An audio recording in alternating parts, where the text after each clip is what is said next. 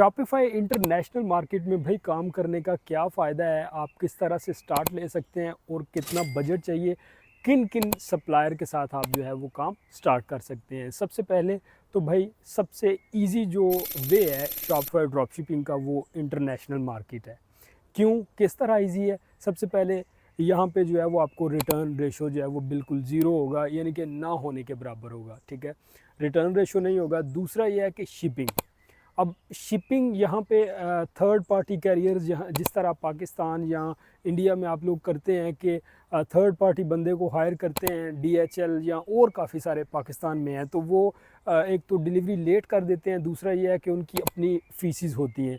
यहाँ पे ये है कि अगर आप इंटरनेशनल करते हो तो आपको थर्ड पार्टी हायर करने की ज़रूरत नहीं है। शॉपिफ़ाई के अपने शिपिंग कैरियर्स भी हैं। इसके अलावा यहाँ पे जो शिपिंग कैरियर हैं वो घर से आके भी सामान ले सकते हैं अगर आप वाइट लेबल कर रहे हो।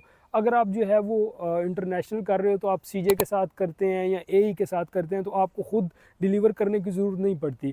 ये आपके बिहाफ पे खुद जो है वो सामान प्रोवाइड कर देंगे।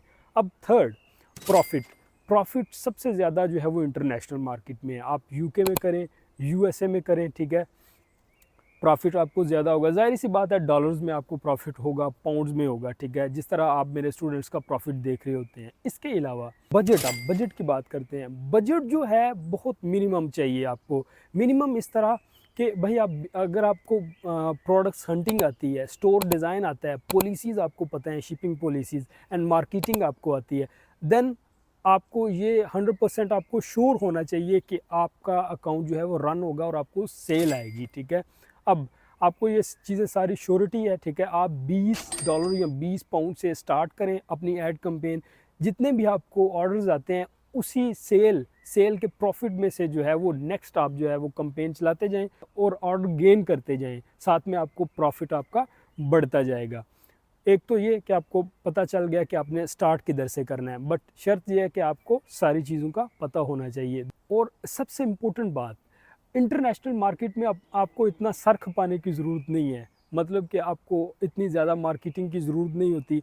जिस कस्टमर ने आपकी प्रोडक्ट पे आना है, उसने वो बाय कर लेनी है, वो रिफ़ंड नहीं करेगा, ठीक है? उसको आप दोबारा कॉल करके कन्फर्म करें या ना करें, जिस तरह आप पाकिस्तान में आई थिंक कि कॉल्स भी लड़के करते हैं, तो यहाँ पे कॉल की ज़रूरत नहीं पड़ती। अगर मैंने कोई चीज़ ऑर्डर की है तो मुझे पता है कि मेरी ऑर्डर हो चुकी है, एंड देन मुझे ना कोई जो है वो मेल पे जस्ट हम कन्फर्म करते हैं। तो ये है कि आप ईज़ी है एक तो, दूसरा ये है कि इसमें आपका नुकसान नहीं होगा, तीसरा ये है कि आपको प्रॉफ़िट ज़्यादा होगा। तो आप लोकल को छोड़ के इंटरनेशनल मार्केट की तरफ आएँ। इंटरनेशनल में और भी बहुत सारी अपॉर्च्युनिटी हैं, आपका बिज़नेस जो है वो बाहर बन जाएगा। इसके अलावा आप अमेज़न, ईबे सब पे स्टार्ट करें।